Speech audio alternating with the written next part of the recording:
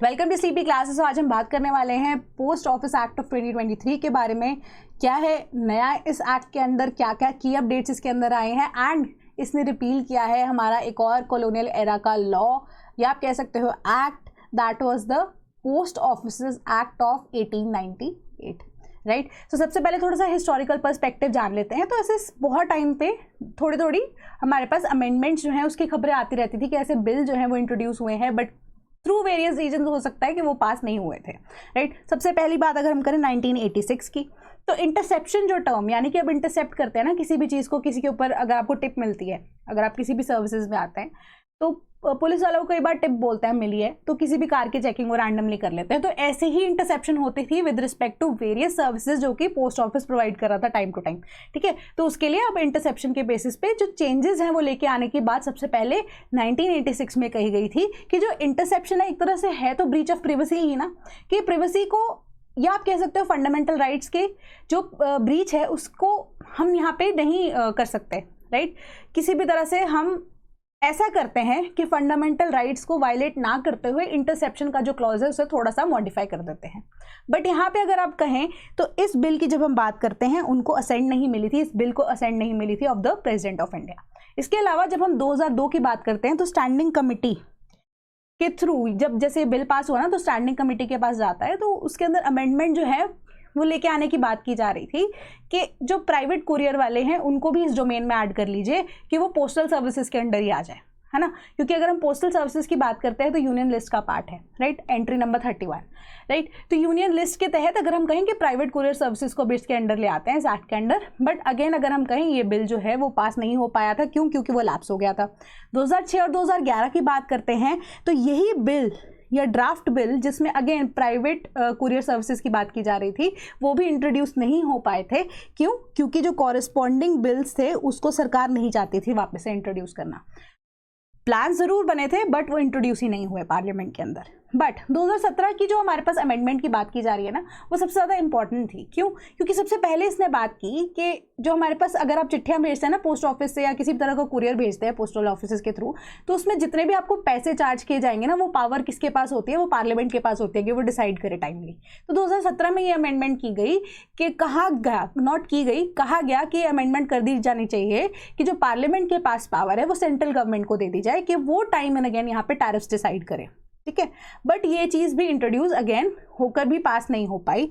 इसके अलावा अगर हम देखें फाइनली क्या होता है, 2023 का टाइम आ जाता है, हमारे पास आता है सरकार की तरफ से जन विश्वास एक्ट 2023 का।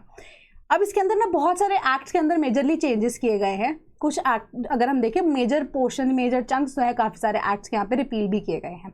तो उसमें से एक यहाँ पे रिपील जो किया गया है टर्म विद रिस्पेक्ट टू अगर हम कहें पोस्टल ऑफिसेज एक्ट या post offices act, that is chapter number 10, ठीक है।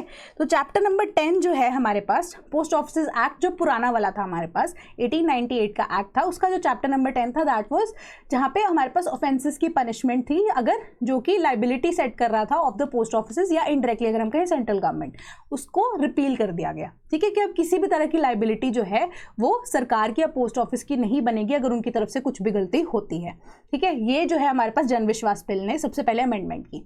तो इसके अलावा एक नया बिल जो कि राज्यसभा में पास हो गया था 2023 में, लोकसभा में भी इवेंचुअली 2023 में पास हो गया था and assent of the president के बाद यहाँ पे लीगल गजेट के थ्रू अगर हम देखें जो है नया एक्ट बन गया पोस्ट ऑफिसेज एक्ट, जिसने क्या किया अब किया रिप्लेस ऑफ द पुराना वाला एक्ट जो कि 1898 का एक्ट था, ठीक है। कि कुछ ऐसे मेजर चेंजेस जो हैं हमारे पास इसके अंदर आए जो कि अब यहाँ पे कलर्ड हैं। सबसे पहले कि जो सेंट्रल गवर्नमेंट की ही बात की जा रही है, यहाँ पे गवर्नमेंट वर्ड यूज़ हो रहा है वो सेंट्रल गवर्नमेंट है, क्योंकि अगेन मैं आपको रिपीट कर रही हूँ कि यूनियन लिस्ट का पार्ट है ना। तो गवर्नमेंट की बात हो रही है तो सेंट्रल गवर्नमेंट होगा। तो जो सेंट्रल गवर्नमेंट है उसके पास एक्सक्लूसिव पावर नहीं है over the conveying of letters. इसका कहने का मतलब इन डिटेल यही है कि अब सिर्फ लेटर भेजने का काम या जितनी भी सर्विसेज यहाँ पे पोस्ट ऑफिस प्रोवाइड कर रहा है with respect to communication only, यहाँ पे बैंकिंग सर्विसेज की बात नहीं की जा रही है, माइंड दैट, वो अब एंट्री नंबर 31 के तहत यहाँ पे नहीं आता। तो अब जो भी चीज़ें एंट्री नंबर 31 यानी कि ब्रॉडकास्टिंग के तहत आती हैं यहाँ पर सिर्फ मैं उन्हीं की बात कर रही हूँ, ठीक है। कि कन्वेइंग लेटर्स की जो एक्सक्लूसिव पावर है वो सरकार की यहाँ पर नहीं रह जाती या पोस्ट ऑफिस की सिर्फ नहीं रह जाती, यानी कि यहाँ पे बात की जा रही है हमारे पास प्राइवेट कुरियर सर्विसेज वालों की। ठीक है, कि वो भी ये काम कर सकते हैं, बट वो डोमेन में नहीं आते हैं of the post offices act. ठीक है, अब एक्सक्लूसिविटी किस चीज़ को लेकर की गई वो भी मैं आपको आगे बताऊंगी। दूसरी चीज़ कि सर्विसेज जो इंडिया पोस्ट के द्वारा प्रोवाइड की जाएंगी वो भी प्रिस्क्राइब की जाएंगी अंडर द रूल्स जो कि इसी एक्ट में थ्रू नोटिफिकेशन सेंट्रल गवर्नमेंट देगी।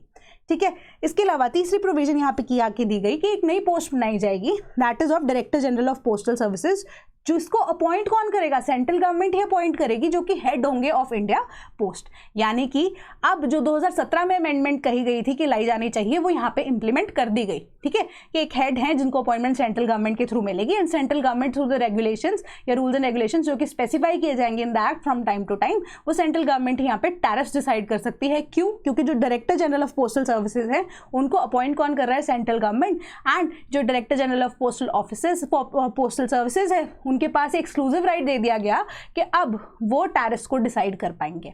राइट, इसके अलावा जो गवर्नमेंट है वो इंटरसेप्ट कर सकती है किसी भी रैंडम आर्टिकल को, एंड इसके अलावा सरकार की या इंडिया पोस्ट की किसी भी तरह की लाइबिलिटी यहाँ पर नहीं होगी कि कोई भी कुरियर टाइमली डिलीवर हुआ है, या आप कहें कि वो इंटरसेप्शन की वजह से कोई भी आर्टिकल खराब हो गया, क्या है क्या नहीं, वो सारी चीज़ें जो है उससे लाइबिलिटी यहाँ पर हटा दी गई हैं, एक्सेप्ट अंडर सर्टन सर्कमस्टांसेस जो कि इन्हीं एक्ट या इसी एक्ट के थ्रू, रूल्स के थ्रू, जो कि अब तक कहीं पर दिखने में नहीं आ रहे हैं।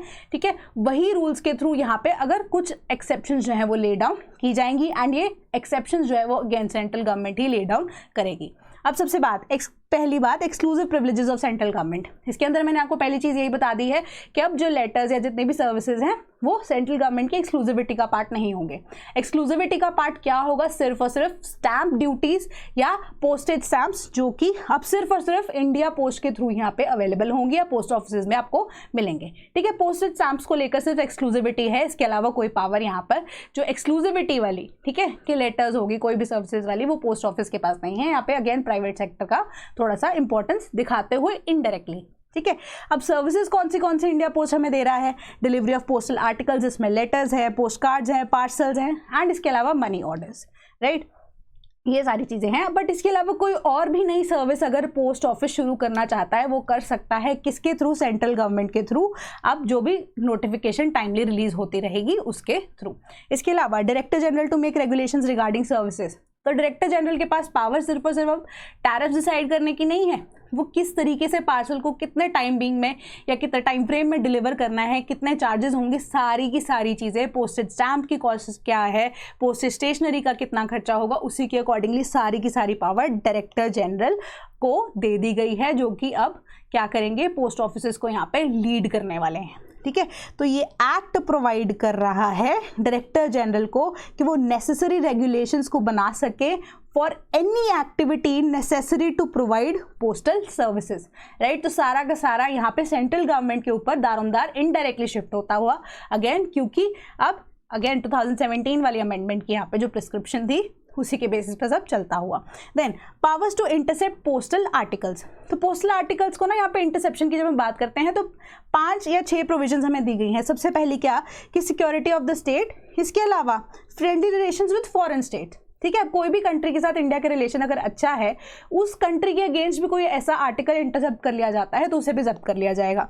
तीसरी चीज़ पब्लिक ऑर्डर के, अगर कोई भी चीज़ अगेंस्ट है, कोई भी आर्टिकल अगेंस्ट है। देन इमरजेंसी की सिचुएशन हो गई, public safety, contravention to the provisions of the bill और एनी अदर लॉज जो कि इंडिया के अंदर स्पेसिफाइड है। तो इसके बेसिस पे अगर आप देखें कोई भी आपका आर्टिकल जो भी आप पोस्ट के थ्रू भेज रहे हैं, be it letter, be it money order, be it post card, anything, या पार्सल हो गया, ठीक है, सारी की सारी चीज़ें जो है अगर लग रहा है किसी भी ऑफिशियल को पोस्ट ऑफिस के, तो उसे खोलकर वहां पर फेंक भी दिया जा सकता है, एंड कोई यहाँ पे किसी भी तरह की लाइबिलिटी सेट नहीं की जाएगी किसी भी ऑफिसर के through, even if it is wrong या इंटरसेप्शन इज रॉन्ग। तो लाइबिलिटी यहाँ पे सरकार की या पोस्ट ऑफिस की नहीं बनाई जाएगी। ठीक है, बट अगर ऐसा कोई आर्टिकल जब्त होता है जिसपे लग रहा है कि ड्यूटी लग जानी चाहिए थी क्योंकि इंटरनेशनल पार्सल है, तो वो अगेन अगर हम देखें तो कस्टम्स के पास या कंसर्न डिपार्टमेंट्स के थ्रू जो है वो इंक्वायरी चलेगी। राइट, बट लाइबिलिटी की जब हम बात कर रहे हैं तो लाइबिलिटी यहाँ पे किसी भी तरह की पोस्ट ऑफिस के ऊपर नहीं दी जाएगी। ठीक है, तो examination of postal articles prohibited under law liable for duty, कि इस एक्ट के तहत कि ऑफिसर इंचार्ज किसी भी तरह के आर्टिकल को एग्जामिन कर सकता है अगर उसे सस्पेक्ट होता है कि it contains goods which are prohibited or are liable to be paid duty upon. ये सारी चीज़ें मैं आपको बता चुकी हूँ कि कस्टम्स अथॉरिटीज़ के पास चला जाएगा and central government may empower any officer of the India post office to deliver the postal articles to the concerned department, concerned authority, be it customs authority या कोई और भी, ठीक है, and the authority will then deal with the item in question. इसके अलावा exemptions from liability, किसी भी तरह की लाइबिलिटी यहाँ पर नहीं होगी अनलेस दे एक्टेड फ्रॉडुलेंटली और विलफुली।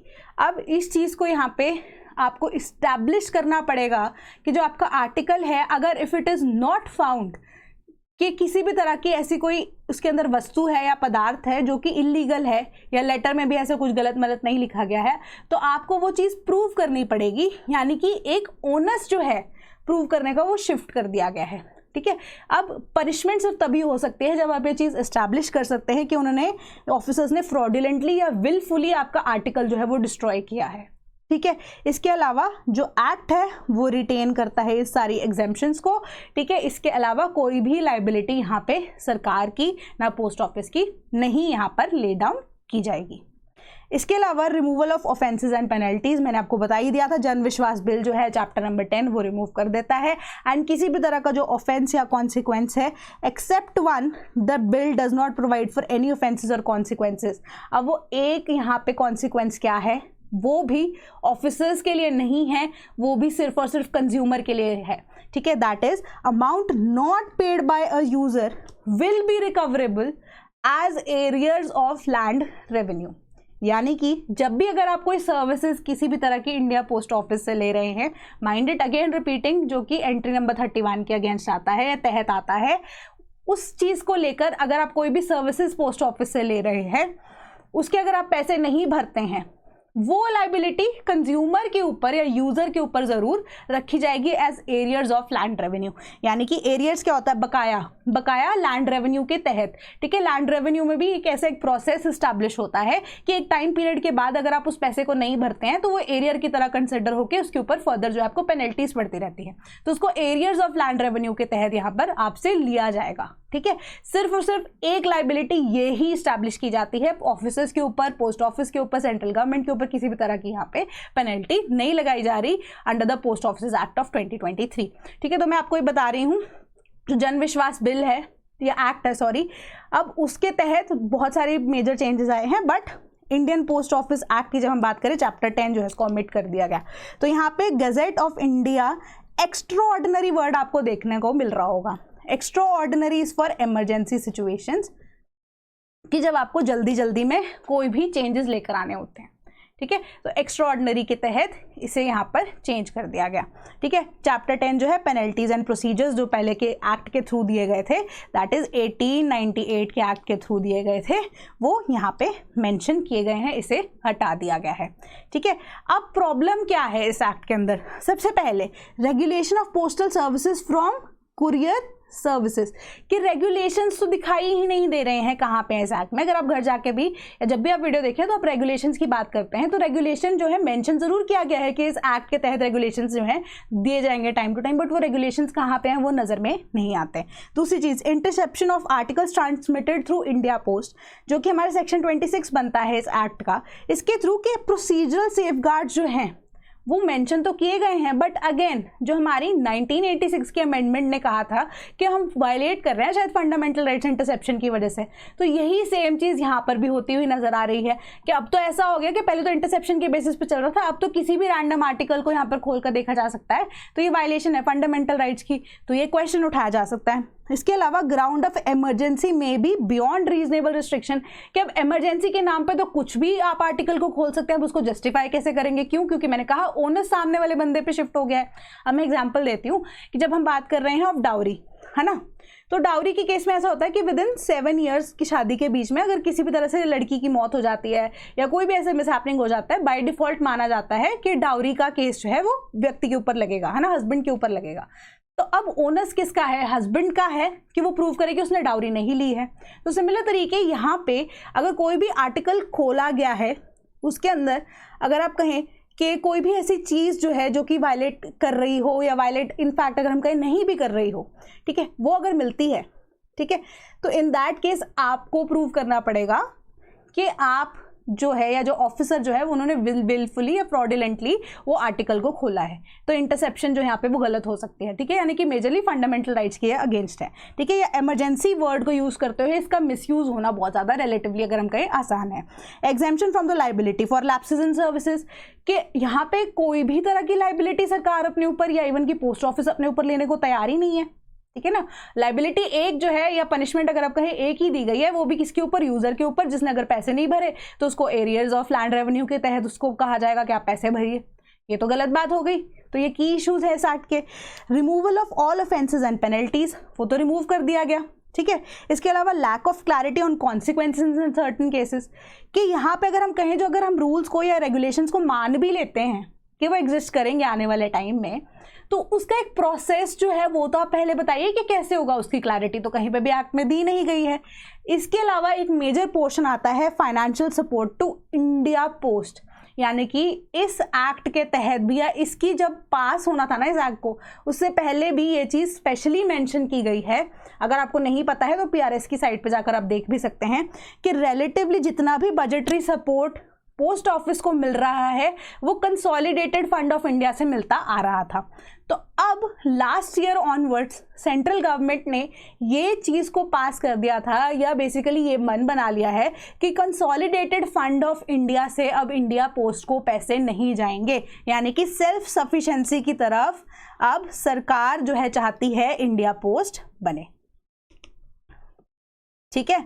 तो सेल्फ सफिशिएंट बने, यानी कि कॉन्टिन्यूसली लॉस इतने ज़्यादा हो रहे हैं इंडिया पोस्ट को कि अब फाइनली चाहती है सरकार कि हम उनको एड देना बंद करें कंसोलिडेटेड फंड ऑफ इंडिया से, एंड फाइनली अब सेल्फ सफिशिएंट बने इंडिया पोस्ट ऑफिस, इस तरीके की सर्विसेज प्रोवाइड करे।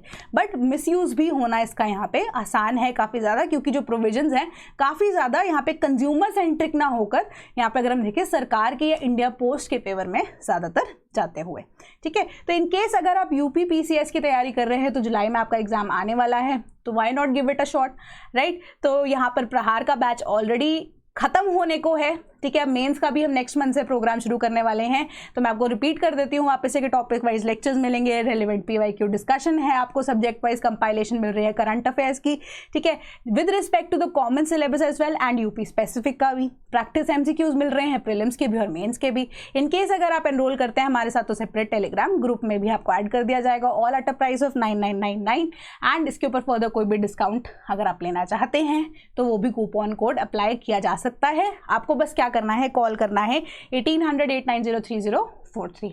इसके अलावा अगर आप बैच में एनरोल नहीं होना चाहते बट टेस्ट सीरीज देना चाहते हैं तो we have a solution for you as well, ठीक है। तो GS की टेस्ट सीरीज, इसमें 10 फुल लेंथ टेस्ट मिलेंगे एंड 25 प्रैक्टिस क्वेश्चंस वीकली, जो कि अब 10 ही होंगे, ठीक है। 10 प्रैक्टिस क्वेश्चंस जो है वीकली आपको मिलेंगे, यानी कि 10 वीक्स तक 25 practice questions weekly till the time pre हो जाएगा आपका, तब तक आपको दे दिए जाएंगे, ठीक है। एंड उसके मॉडल सिनॉप्सिस यानी कि आंसर्स आपको दिए जाएंगे। इन 10 टेस्ट में से एक टेस्ट आपका PYQ बेस्ड होगा और एक्सेस दिया जाएगा आपको उत्तर प्रदेश के मंथली करंट अफेयर्स का भी and as per the latest pattern, जो कि अब 2023 का पैटर्न हमें तब पता लगा है एंड नया जो हमारे पास फिलहाल नोटिफिकेशन के थ्रू पैटर्न एस्टैब्लिश किया गया है, उसी के बेसिस पे अगर आप टेस्ट सीरीज परचेज करना चाहते हैं तो भी आप हमारे साथ एनरोल कर सकते हैं, all at a price of 5000 rupees only. And again इसके ऊपर भी कूपन कोड यहाँ पे अप्लाई कर सकते हैं। कोई भी किसी भी तरह की क्वेरी हो, do give us a call at 1800-890-3043। That was all for today, thank you so much.